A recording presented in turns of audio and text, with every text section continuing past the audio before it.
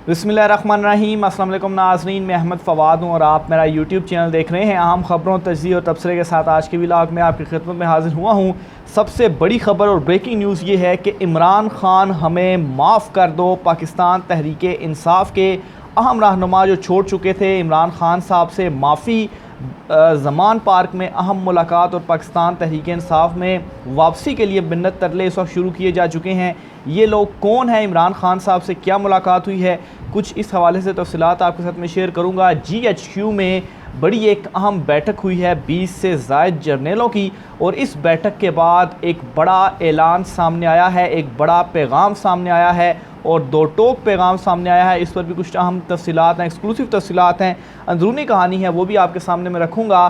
परवेज़ खटक की जानिब से जो पार्टी लॉन्च की गई है, ये पार्टी लॉन्च होने के साथ ही फ्लॉप हो गई है, और इतनी जल्दी तो इस्तेहकाम पाकिस्तान पार्टी फ्लॉप नहीं हुई थी जितनी तेज़ी से और जितनी जल्दी से परवेज़ खटक की जो जमात है, जो कि नई जमात इन्होंने बनाई है, ये फ्लॉप हुई है। और इस जमात के ऊपर इमरान खान साहब की जानिब से एक बड़ा रद्द अमल भी दिया गया है। और रद्द अमल क्या है, इमरान खान साहब ने क्या कहा है, इस पर भी कुछ तफसीलात हैं, वो भी आज के व्लॉग में आपके सामने रखूँगा। सबसे पहले तो नाज़रीन, व्लॉग का जो आगाज़ है वो परवेज़ खटक वाले मामले से ही मैं करूँगा, फिर उसके बाद दीगर तफसीलात की जानिब में बढ़ूँगा। तो मामला कुछ यूँ है, परवेज़ खटक की जानिब से नई जमात पाकिस्तान तहरीक इंसाफ पार्लियामेंटेरियन के नाम से लॉन्च जो है वो कर दी गई है। और जो ही इसको लॉन्च किया गया, एक फ़हरिस्त फराहम की गई और इस फ़हरिस्त के मुताबिक ये दावा किया गया कि इनके पास KP में सूबाई और कौमी असम्बली के या साबिक अरकान असम्बली मिलाकर कुल 57 लोग हैं जो परवेज़ खटक के ग्रुप में शामिल हैं।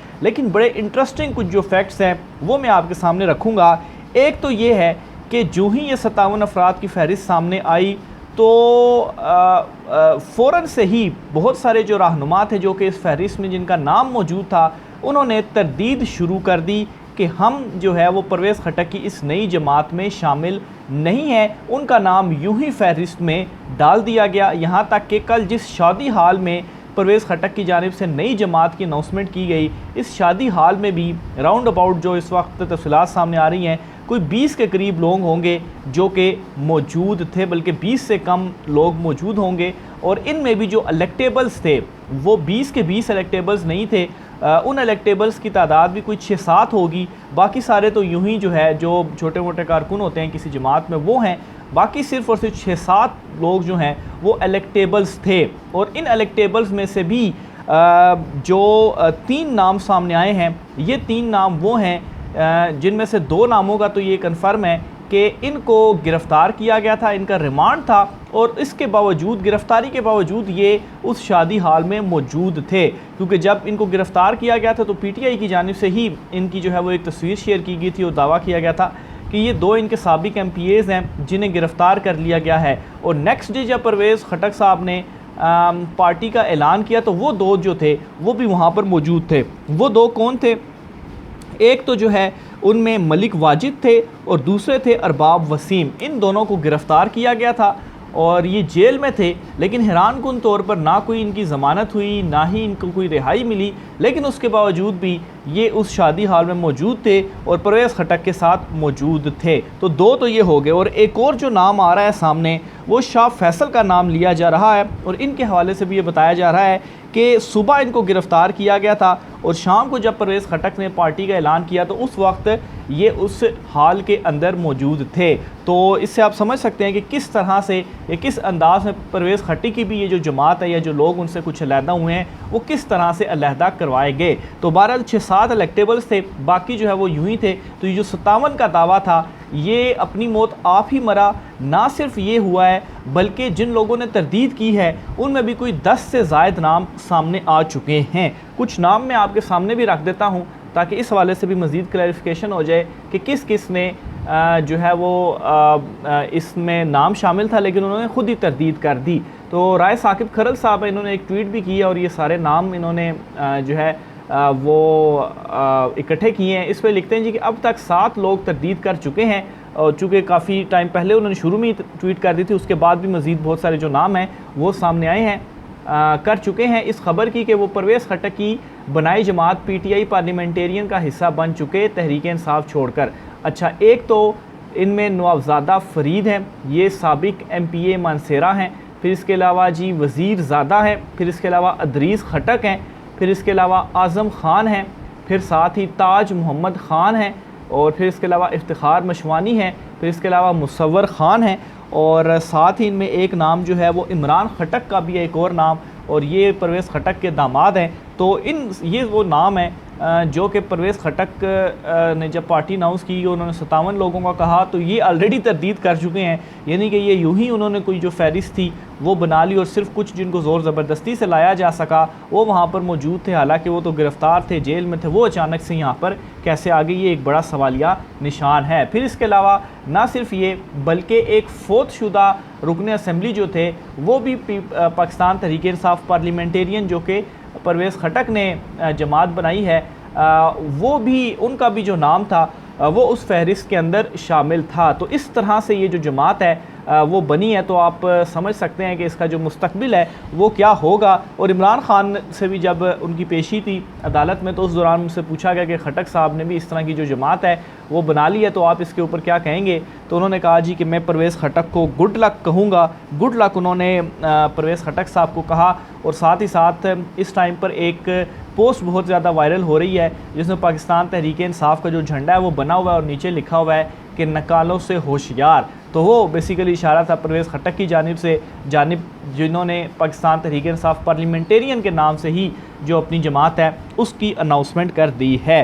तो ये वो तफसीलात थी कि परवेज़ खटक किस तरीके से फ्लॉप हो गए हैं। और इस वक्त जो सिचुएशन है उन ग्राउंड रियलिटीज़ में आपको बताऊँ तो परवेज़ खटक PTI से अलहदा होकर जो इनकी रही सही कसर भी बाकी थी कि अगर ये PTI के टिकट से लड़ते तो शायद जीत जाते, तो वो भी कसर पूरी हो चुकी है। तो अब इनका जीतना आलमोस्ट आप कह लें कि नामुमकिन है अगर साफ़ और शफाफ जो इंतखाबात हैं वो होते हैं। इसी तरीके से जो इस्तेहकाम पाकिस्तान पार्टी है वो भी आप देख लें, उसकी एग्जांपल भी आपके सामने है। तकरीबन 1.5-2 माह हो चुका है, इतना ही तकरीबन टाइम हो चुका है उनको कि उन्होंने पार्टी बनाई हुई है, लेकिन अभी तक इतना टाइम गुजरने के बावजूद अभी तक इनकी जो जमात है वो कहीं पर एक जलसा भी अवामी मकाम के ऊपर नहीं कर पाई। अपने हलकों में ये लोग नहीं जा पाए, अपनी स्ट्रेंथ ये शो नहीं कर पाए। आपने अगर मुखालिफ पार्टी बनाई है तो जाहिर सी बात है आपने फिर अवामी स्ट्रेंथ शो करनी है कि हमारे पास ये अवाम है। इसी तरीके से परवेज़ खटक है तो इनके पास भी कोई अवामी स्ट्रेंथ नहीं है। अभी ये करके दिखाएं जलसा। KP में जिस तरीके से इमरान खान बड़े बड़े जलसे करते थे तो ये KP में होते थे, ख़िताब भी किया करते थे, तो अभी आप करके दिखाएं तो तब आपको माने। इसी तरीके से आप देखें इस्तेहकाम पाकिस्तान पार्टी जो थी उसने अभी तक कोई जलसा नहीं किया, तो अवामी लेवल के ऊपर कोई इनको सपोर्ट नहीं है और ये चीज़ इनको मालूम है। लेकिन बहरहाल इन्होंने अलहदा होना था तो ख़ुद को इन्होंने सिफर से मल्टीप्लाई करना था, तो इन्होंने वो काम किया। फिर इसी तरीके से परवेज़ खटक जो थे आज बड़े ज़्यादा कन्फ्यूज़ भी नज़र आए। ख़ास तौर पर उनका एक इंटरव्यू जो था वो महर बुखारी साहिबा ARY के ऊपर, उनके साथ काफ़ी इस टाइम एक क्लिप वायरल हो रहा है। तकरीबन 1 मिनट का ये क्लिप है। ये क्लिप ज़रा आप सुन लें कि परवेज़ खटक साहब जो हैं वो किस तरीके से कन्फ्यूज़ड हैं और जो इल्ज़ामात वो लगा रहे हैं, जो एक उन्होंने पढ़कर अपनी जमात जो है वो रिटन में उनके पास था वही उन्होंने पढ़ा और अपनी जमात के क़याम का उन्होंने ऐलान किया, तो आपको समझ लग जाएगी कि इस वक्त परवेज़ खटक जो हैं वो किस हालात से ख़ुद दो चार हैं। तो ये 1 मिनट का क्लिप सुनिएगा।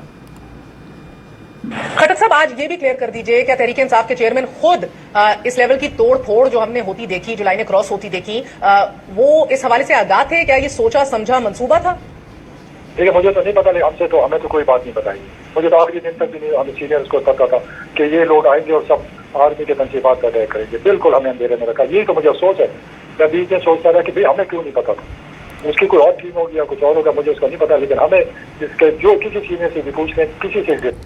एक तरफ तो इमरान खान साहब को कहा जा रहा है जी कि आप रिस्पॉन्सिबल है 9 मई के हवाले से, और दूसरी तरफ परवेज़ खटक साहब जो हैं जो कि अलहदा होते हैं और ऐलान भी करते हैं। ज़ाहिर सी बात है ऐलान के बाद जब उनसे फिर ये पूछा भी जाता है कि ये क्या चक्कर हुआ, तो वो कहते हैं कि मुझे तो कुछ भी मालूम नहीं है। तो आप ये देख लें कि परवेज़ खटक जो कि सबसे ज़्यादा करीब समझे जाते थे इमरान खान के, उनको भी नहीं मालूम कि इमरान खान ने ये प्लान किया। इमरान खान ने असल में प्लान ही नहीं किया, वो तो उस टाइम जेल में थे। तो यही चीज़ है जो कि जब इन्होंने क्वेश्चन पूछा तो परवेज़ खटक साहब इनको बताया नहीं हुआ। हमारा तो एहतजाज था, लिबर्टी चौक आना है, जब पेशावर में GT रोड पे आना है, लेकिन उसको लीड करके ले गए, पता नहीं कौन ले गया। तो खट्टर साहब, जब आपको पता नहीं था और ये एक राज होगा, तो मैं इलेक्शन के मौके जो फरामोश की उस पर तो आऊंगी, मगर जब आपको मालूम नहीं था कि पीटीआई के चेयरमैन मास्टरमाइंड है या वो ये प्लानिंग कर रहे थे और सीनियर की आदत ला इल्म थी, आपके पास सबूत भी नहीं है, जब आपके पास इल्म नहीं था, तो फिर जमात छोड़ी क्यों है जब ऐसी कोई ब्रीफिंग ही नहीं दी गई बकौल आपके? आप देखिए, जो अगर एक चीज होता है और हम सीनियर को पता ना हो तो कुछ तो है ना पीछे। 9 मई के पीछे तहरीक इंसाफ के चेयरमैन के किरदार पर नहीं दुख था, इन चीजों पर था। मुझे उसका नहीं पता, मैं किसी किरदार की बात नहीं करता, जो हुआ वो कोई तो मास्टरमाइंड।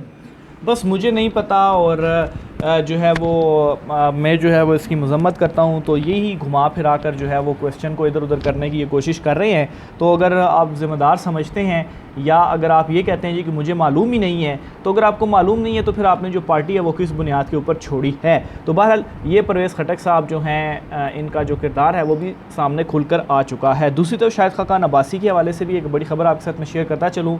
उन्होंने एक मरतबा पहले भी ये कहा था और अब दोबारा से उन्होंने एक अंदिया दिया है कि आइंदा इंतखाबात में वो हिस्सा नहीं लेंगे। AR पे ही उन्होंने ये जो इंटरव्यू है वो दिया है, और इसमें बेसिकली वो ये कहते हैं जी कि मौजूदा निज़ाम से मैं मायूस हो चुका हूँ, इस वजह से आइंदा इंतखाबात में हिस्सा ना लेने का जो अंदिया है वो इनकी जानिब से दिया गया है। तो बहरहाल ये शाहिद खाकान अब्बासी साहब हैं, और मौजूदा निज़ाम से ये क्यों मायूस हुए हैं? मौजूदा जो निज़ाम है, मौजूदा जो सिस्टम है, उसमें तो उनकी अपनी हुकूमत है, तो फिर उनकी मायूसी की क्या वजह है? तो बहरहाल शाहिद खाकान अब्बासी ने एक किस्म का अपनी ही हुकूमत के ऊपर जो अदम एतमाद का इज़हार है वो कर दिया है। दूसरी तरफ नाज़रीन, एक बड़ी खबर है इमरान खान साहब के हवाले से। 2 अहम पाकिस्तान तहरीक इंसाफ के रहनुमा जो PTI को छोड़ चुके थे, प्रेस कॉन्फ्रेंस कर चुके थे, उन्होंने इमरान खान साहब से रब्ता किया है। यहाँ तक भी तफसीलात सामने आ रही हैं कि उन्होंने जो मुलाकात है वो भी ज़मान पार्क में इमरान खान साहब से की है लाहौर में, और उनसे माफ़ी मांगी है, उनसे मिन्नत तरला किया है, और उनसे कहा है जी कि हमारी मजबूरी थी, इसलिए हमने उस वक्त PTI को छोड़ा, तो अब हमें पाकिस्तान तहरीक इंसाफ में वापस लिया जाए।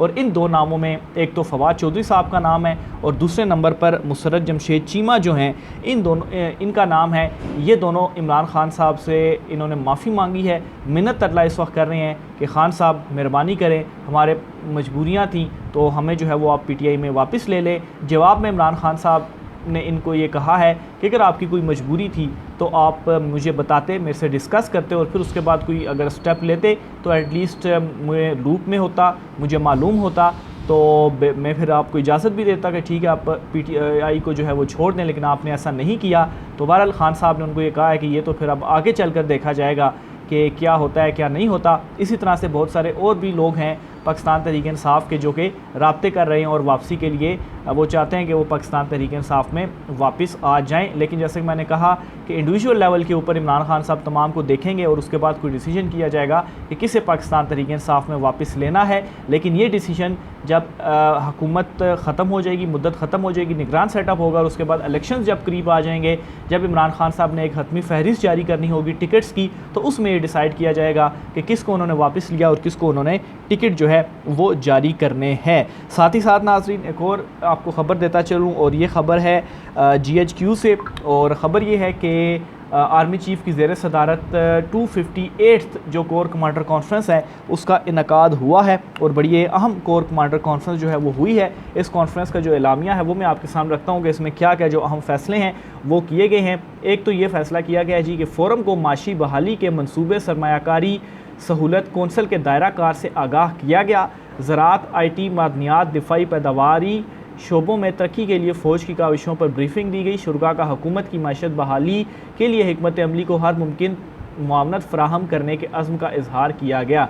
यानी कि इस कॉन्फ्रेंस के अंदर भी जो एक मेन फ़ैसला किया गया वो ये था कि जो इस वक्त माशी सूरत हाल है इसकी बेहतरी के लिए जो इक़दाम कुछ उठाए गए हैं इसमें जो है वो आगे चला जाएगा। तो मज़ीद जो है वो इसमें यह है जी कि आर्मी चीफ़ आसिम मुनीर की ज़ेर सदारत ये हुई है, और कॉन्फ्रेंस में मादरे वतन के दिफा में बहादुर सिपाहियों की मुसलसल कुर्बानियों को ज़बरदस्त खिराज तहसीन पेश किया गया। शुरा को दाखिली सलामती की मौजूदा सूरत हाल से मुतल्लिक जो तफसीली आगाह था वो भी किया गया।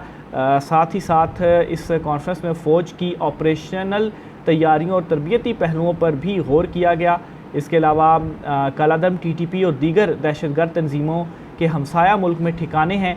TTP और दीगर दहशतगर्द ग्रुप पाकिस्तान में मसाइल पैदा कर रहे हैं। इसके अलावा कहा आर्मी चीफ़ आसिम मुनीर ने कहा कि मारूज़ी तरबियत हमारी पेशा वराना महारत का खासा है। हमें कौमी सलामती को लाहक किसी भी ख़तरे से निपटने के लिए हमेशा तैयार रहना चाहिए। तो ये इसमें कुछ अहम तरीन जो फैसले थे वो लिए गए हैं और मेरे ख्याल से 9 मई के बाद ये फ़र्स्ट कॉन्फ्रेंस होगी जिसमें 9 मई के हवाले से कोई ज़िक्र या जिस तरीके से पिछली कुछ कॉन्फ्रेंसेस में जो मामलात थे कि मिल बैठकर मामलात हल करने के हवाले से जो चीज़ें थी वो इसमें नहीं है।